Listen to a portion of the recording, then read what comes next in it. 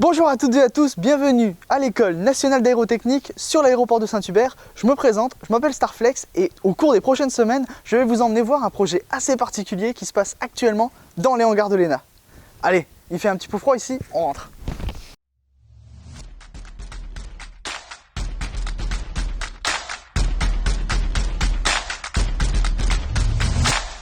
On est maintenant à l'intérieur de l'École nationale d'aérotechnique où dans ces couloirs, la plupart des étudiants autour de la province et bien sûr également du monde entier viennent ici pour suivre les 3 formations majeures qui sont proposées ici à l'ENA.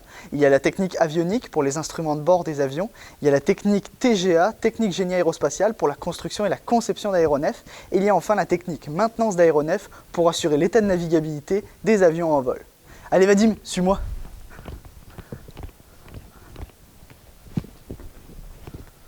Ouais, je trouve pas que ça fait une entrée un peu classique, hein? Tout à fait. Je pense qu'on va changer ça.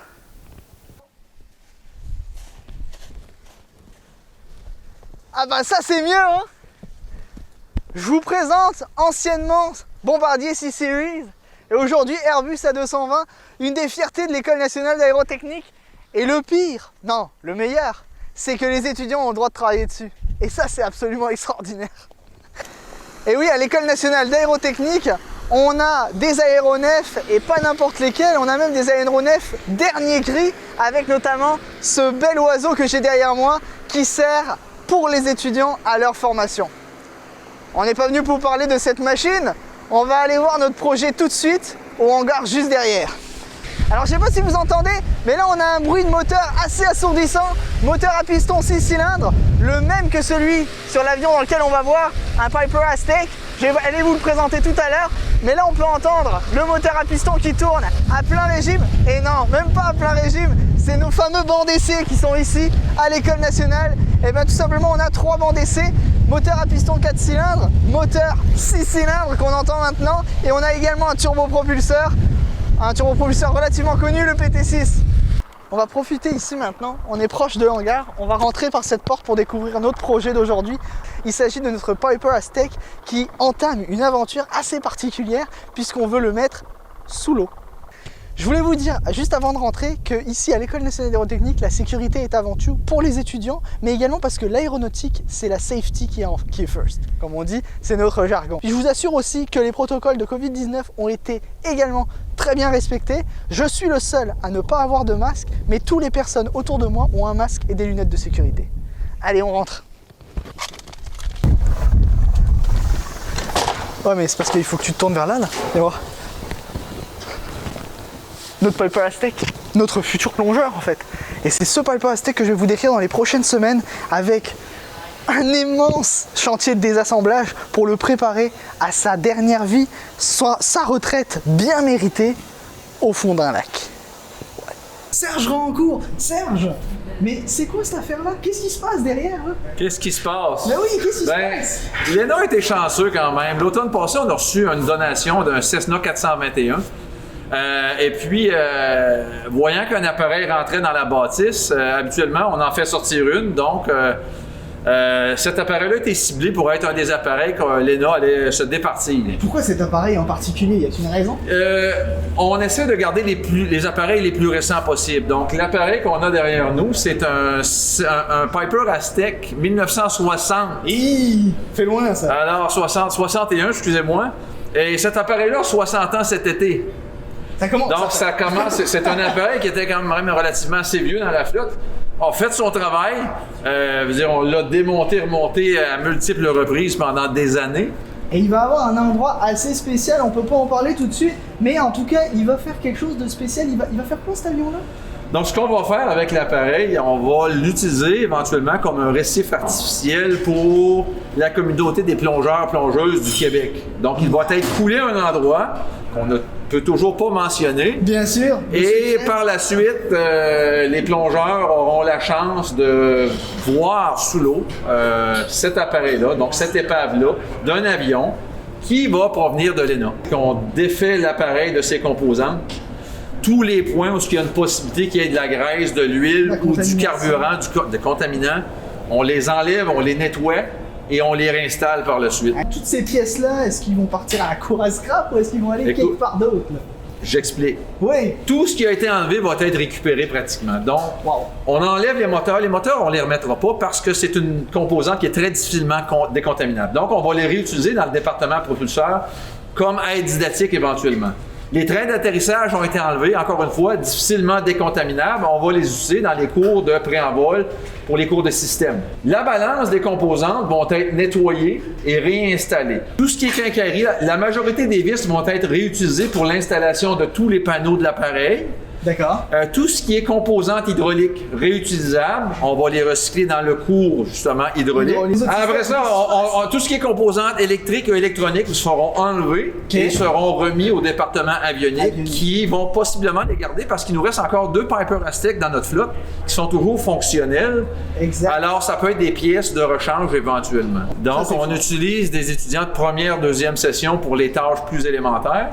Et puis les tâches plus sophistiquées, on travaille avec les étudiants qui font du stage habituellement, donc les 5e, 6e sessions. Attends une minute là. Là, ça veut dire que tu me dis, Serge, que moi, si je rentre à l'ENA, là, première session, deuxième session, j'ai la chance de peut-être travailler là-dessus.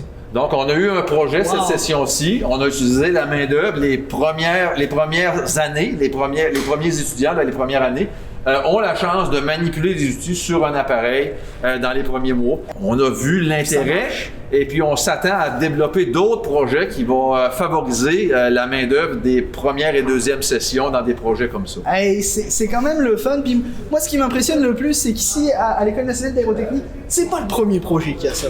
Ça fait plusieurs fois qu'il y a des projets comme ça. Lui, c'est vraiment le projet phare de cette session hiver 2021. Mais ça fait plusieurs fois qu'on a des projets et c'est pas les professeurs qui travaillent. C'est les étudiants. Tu l'as d'ailleurs créé ce projet-là pour les étudiants, tu me l'as dit toi-même. J'imagine qu'il y a une grosse étape de décontamination avec de l'alcool, du nettoyage et autres. On nettoie et puis par la suite, on s'assure de ne pas laisser de résidus avec de l'alcool parce que je veux m'assurer que quand l'avion va descendre sous l'eau, j'aurai pas un arc-en-ciel qui va apparaître sur le dessus de l'eau. Exactement, c'est sûr, c'est le plus important, on l'a dit, ce projet-là, c'est vraiment de faire couler un avion, mais c'est aussi de respecter l'environnement. On veut montrer que l'ENA respecte et l'aviation peut respecter, est très vert, surtout en ce moment, et c'est ce projet-là qui nous le montre, on peut le démonter entièrement. Écoute, je te remercie, Serge. Ça fait plaisir. Je vais te laisser continuer de travailler parce qu'il me semble pas un cours. Ouais. Vous savez ce que c'est ça? Ah, c'est un des moteurs, alors je sais pas si c'est le droit ou gauche. Moteur droit.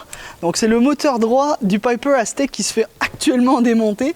Ce moteur ne sera pas dans l'eau, hein, parce que tout simplement pour la présence de contaminants possibles pour l'eau, c'est pas bon pour l'environnement. Donc ce moteur-là, eh ben, vous avez entendu Serge, il va servir dans un cours de propulseur de l'École nationale d'aérotechnique.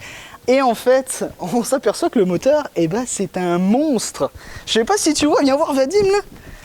6 cylindres là, 6 cylindres. Alors oui, c'est pas le V6 de ta Jeep là, hein, ça c'est sûr. On est sur un moteur boxer, hein, donc on voit que les cylindres sont de chaque bord. Oui, on a 2 moteurs, je sais pas si tu vois, droit, gauche. Facile à deviner que c'est un bimoteur, on en a parlé tout à l'heure, Piper Aztec.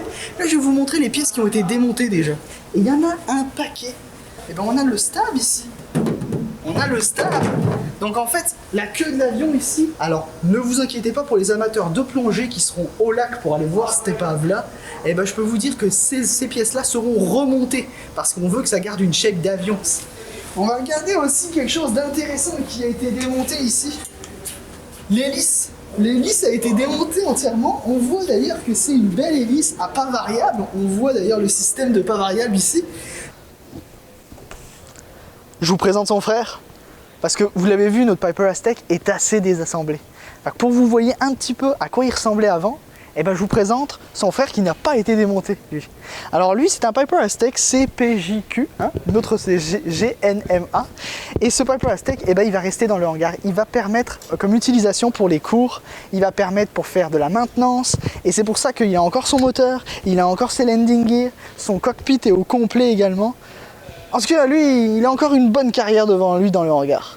Venez, on va faire un peu le tour pour voir un petit peu qu'est-ce qui a été démonté sur le nôtre. On peut voir surtout qu'on a de nouveau nos 2 hélices qui sont là. Les 2 hélices qui sont bien attachées avec le moteur. On a notre saumon, le bout d'aile,